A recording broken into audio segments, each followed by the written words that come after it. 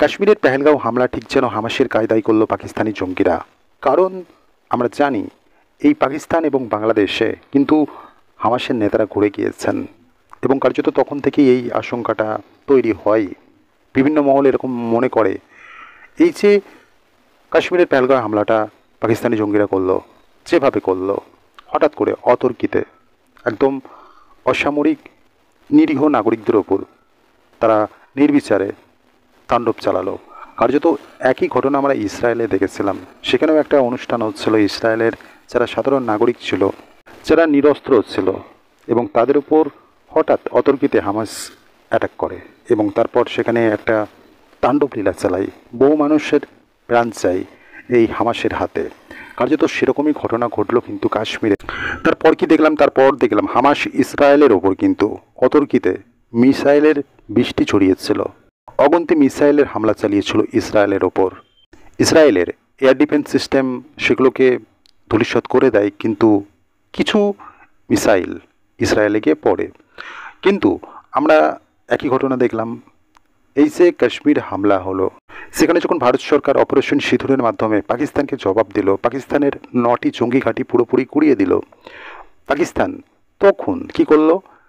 হঠাৎ করে অতর্কিতে মধ্যরাতে ভারতের বেশ কয়েকটি শহরকে, সৈন্য ছাউনিকে উদ্দেশ্য করে মিসাইল লঞ্চ করলো। মানে একই স্টাইলে হামাস যেভাবে করেছিল পাকিস্তানও ঠিক একই স্টাইলে, হামাস যেভাবে করেছিল পাকিস্তানও সেই স্টাইলে। সব থেকে বড় কথা হলো ভারতের সেনা কিন্তু কোনো পাকিস্তানি সাধারণ নাগরিক থেকে শুরু করে পাকিস্তানি সেনার ওপর আঘাত আনেনি, এনেছে স্পেসিফিক শুধুমাত্র জঙ্গি ঘাঁটিতে। কিন্তু পাকিস্তান প্রথমে তো বলল ভারত সরকার যে পদক্ষেপ নিয়েছে, এই যে অপারেশন সিঁদুর চালিয়েছে পাকিস্তানে, এরপর যদি বাড়াবাড়ি করে তাহলে তারা পদক্ষেপ গ্রহণ করবে, এরকমটা বলছে। প্রথম থেকে তো পরমাণুর হামলার একটা হুমকি তারা দিচ্ছিল, ফাঁকা আওয়াজ। ভিতরে ভিতরে অন্যরকম ফোন দিয়ে আটলো। পাকিস্তানের সেনাপ্রধান বদলে গেল, তারপর দেখলাম নতুন সেনাপ্রধান এলো পাকিস্তানে এবং তিনি কী করলেন? পাকিস্তানি সেনাদের মুক্তহস্ত করে দিল ভারতের বিরুদ্ধে অভিযানে। পাকিস্তানি সেনা যখন ভারতের উপর হামলা করলো, মিসাইল দাগলো, কার্যত সেগুলো নাস্তানাবুদ হয়ে গেল ভারতের এয়ার ডিফেন্সের কাছে। পাল্টা পাকিস্তান যখন মিসাইল দাগলো ভারতের বেশ কয়েকটি সীমান্তবর্তী শহরকে কেন্দ্র করে, তখন কিন্তু ভারত যে জবাব দিল সেটা কিন্তু পাকিস্তান সহ্য করতে পারল না।